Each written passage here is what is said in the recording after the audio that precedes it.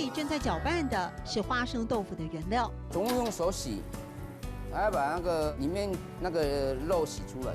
所以这里面就是100%的花生。哎，对，100%的花生。老一辈种花生求温饱，没卖出去的餐点米磨成浆，当成正餐点心皆可。传统豆腐加石膏，钟玉峰为养生而改良。一般的豆腐是加石膏下去凝固成型，我这个是加米下去让它成型，所以它是花生跟米下去成型。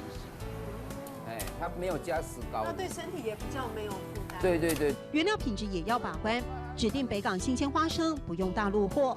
拿到手还得晒过，以免黄曲毒素危害。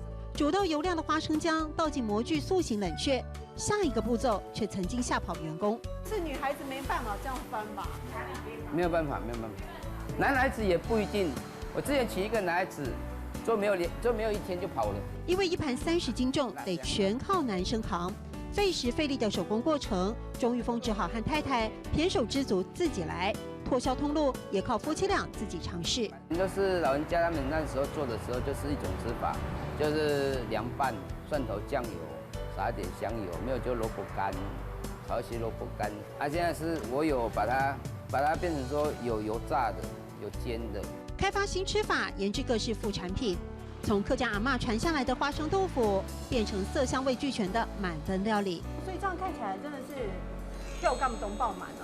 哎呀，料头懂食材，因为料也懂食材，因为料很实在，所以口感很扎实、很饱满，对不对？越简单越要讲究实在。年轻夫妻的花生豆腐，用认真的态度打开成功的路。口感东爆满，因为料的懂食材，口感东爆满。因为了的懂食材。